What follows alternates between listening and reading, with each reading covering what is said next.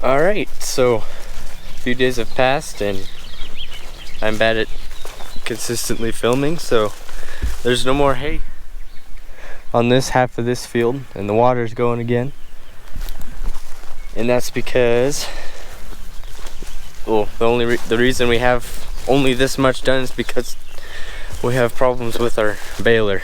It seems that there's a bad solenoid or something, and it's not building any hydraulic pressure, so the bales are coming out kind of fluffy because they're not getting compressed. So they're coming out at like 1,100, 1,200 pounds instead of our usual 1,200 or 1,400 number that we like, especially with the steam. Makes them heavier, but it's not really doing anything else. It's keeping really low. Like, we usually run about over 1,000 psi, but it's not even building 100 right now, so we're trying to diagnose this problem and get parts ordered and stuff, or pick up parts or whatever we need to do to get it fixed. So we're kind of at a standstill. So what we got here is we got these solenoids here are for releasing and increasing the pressure on the baler, and we've gone through and we've switched solenoids, switched the little valves that go into this block here, and just about everything else, and it doesn't seem to be doing anything, so we don't know what's wrong.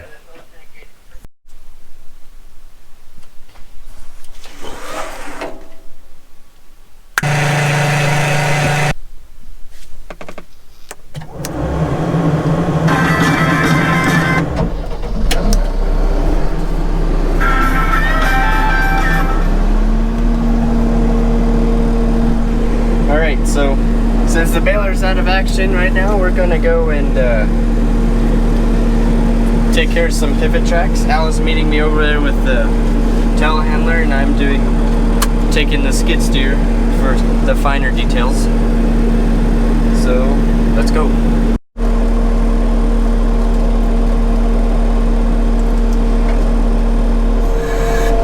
So kind of our plan of attack here is we're gonna first fix this camera.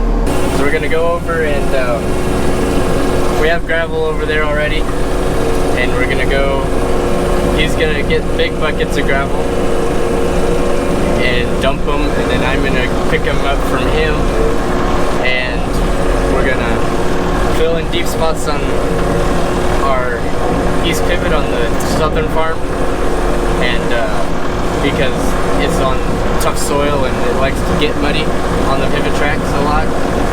So with the gravel, the water can penetrate better, and yeah, so let's go. This is going to be one of the longest treks at 11 miles an hour. Actually, it's probably about the same speed as the JCB, so I guess I know what to expect. Still going. It's so slow.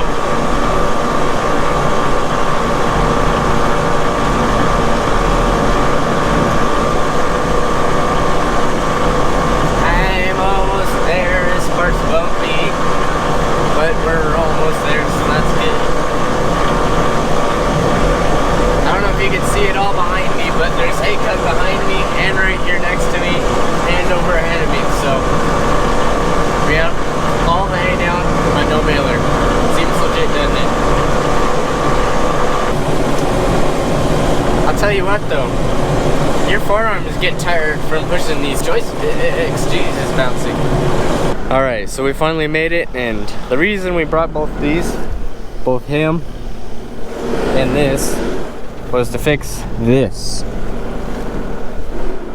This makes it difficult to rake the fields, to cut the fields, to bale the fields, pretty much all of everything to do with the field. And every time the pivot goes by, it just gets worse.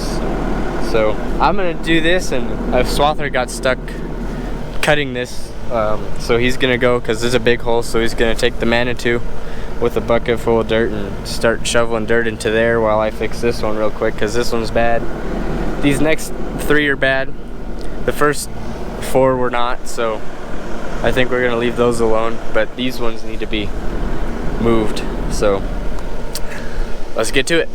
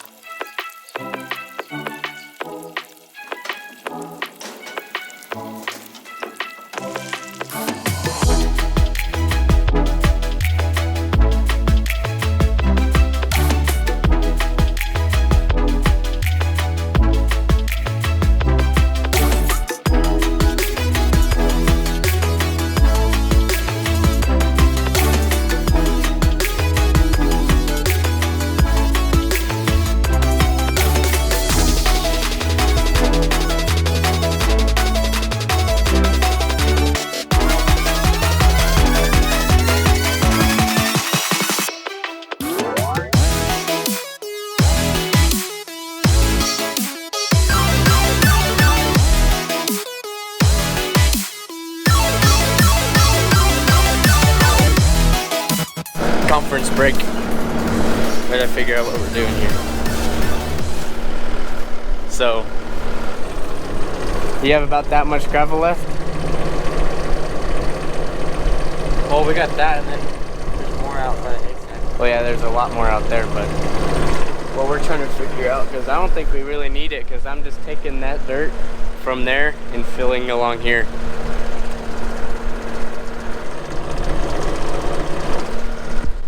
So I guess you could just put this gravel in a pivot track somewhere. I think we're good with just that gravel.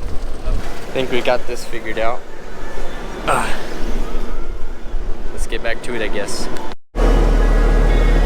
So I guess I could give you kind of a POV of what I'm doing here, so let's try this out.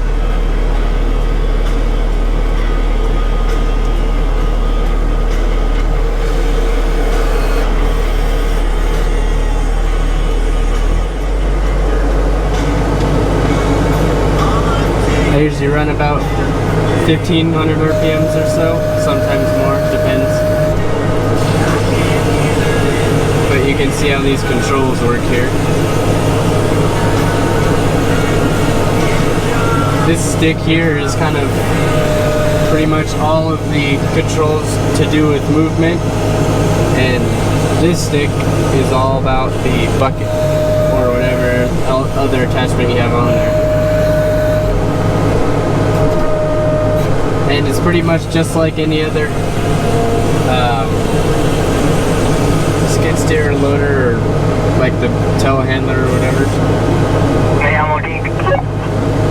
Oh yeah, got Al on the radio here.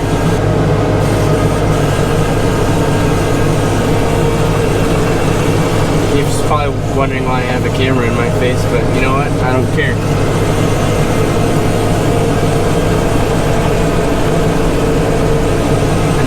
I'm struggling to kind of move sideways here, because you don't want to do too tight of turns with this, because it kind of will leave ruts, and you don't really want to do that in the field, as far as I know. So gotta make these kind of weird S-turns.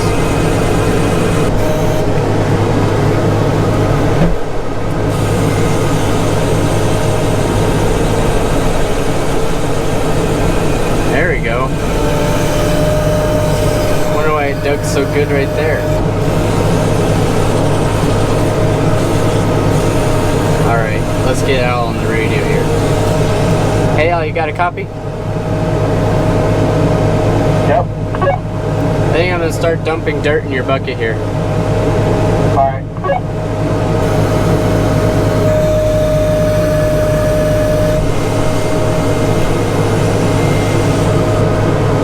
See that these motions aren't very big that I'm doing. I'm not the smoothest operator either, so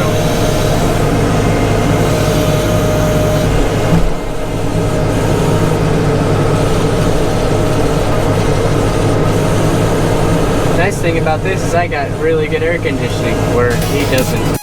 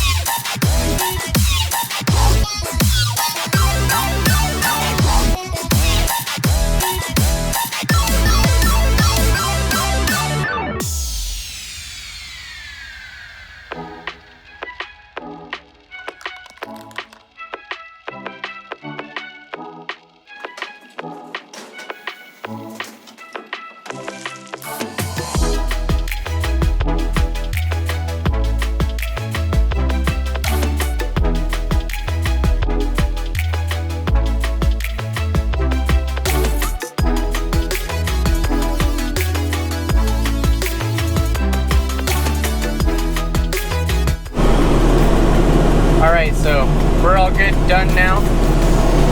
So we're gonna head back now, I guess.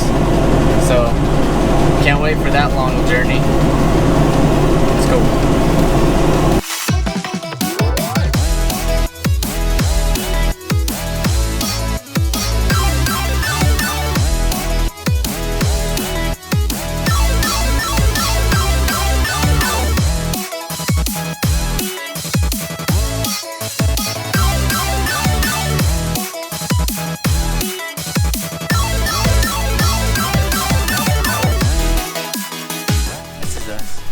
Alright, so we're gonna go help try and fix the baler. Borrowed a part from a neighbor, so we'll see what happens. We're hoping this one. We've basically narrowed it down to this is the piece, so if this doesn't do it, we don't know what will. New baler, I guess. It's not the ideal time for problems because all the hay's down and pretty much all of it's ready to be raked except, pretty much all of it's ready to bale except one that's not raked yet, but what can you do? Life of a farmer.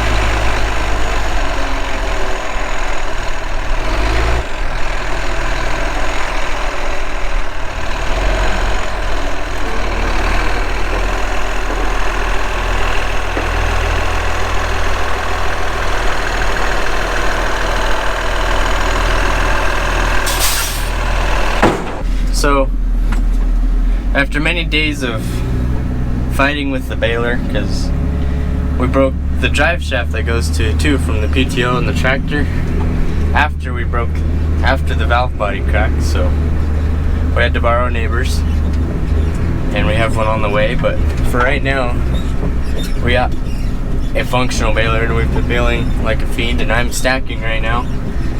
a few days baling worth. I'm in the Stinger 6500 we have. That's the only bale wagon we use, and it's very reliable, so we don't worry about needing a second one. But it's also much better than one of our other neighbors. They all have Freemans, and they're kind of, well, we had one, now we don't, so guess I'm gonna get back to it here. Let's go, I guess.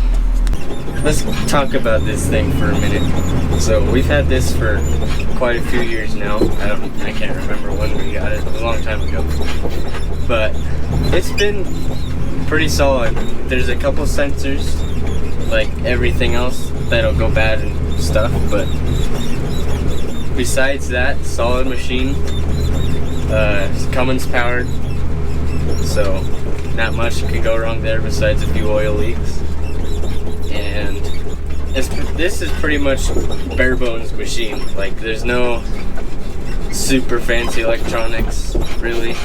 This is pre-def, so you don't have to worry about that going wrong, because you can always count on that going wrong, because guess what? We're having problems with our baling tractor after we sent it to have $12,000 worth of work done to it. And guess what it was? Def. You have to pay a little more attention than, say, a mill stack or a Freeman, but you can get a lot more work done. Like, we used to run at least 2 bale wagons, 2 mill stacks, and a Freeman, but the Freeman didn't do much work because it always seemed to be broken. And this can haul 12 bales at a time versus the 2 mill stacks, which haul 10 and 8, I think, but I can't remember. We get fields picked up faster with this one machine than we did with those 2. And yes, those were, I guess, a little easier on the learning curve, because with the mill stacks, you just go along in the rows and pick up bales. With this, you gotta kind of flip the bales, as you can sort of tell them do it, but not really. The air conditioning works on this, which they did not in those mill stacks and the Freeman. And this will go 55 miles an hour. Just got a Allison 6-speed on it, so you can get work done pretty quick, which is part of why this is such a good machine. You do have to worry a little more about getting stuck, because it's 2-wheel drive, and well, it's basically built on a bus chassis. There's a little more skill involved when you're putting it in the stack. You don't just go and dump them all at once. You can dump 6 at a time, so 6 high. And it's not like a Freeman or a mill stack. You can just start a stack with a full load. You gotta kind of work your way up to a full load, starting with 4 high, working your way up to 6. We can haul more than just big bales with this. We use it for our little 2-string bundles that are made with a bale bearing. The suspension, that's the one little problem we've had with this, is we have a spring got bent somehow, we're not sure how, and it's rubbing into the hanger, and eventually it'll rub through the hanger, we're pretty sure, so we'll have to replace that at some point. But it's lasted a long time since we first found that, and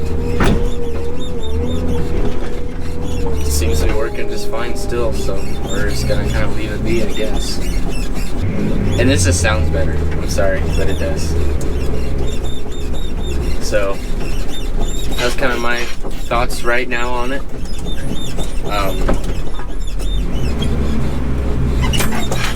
Since I'm sitting here in the machine, I could probably think of more if I sat down and rode them, but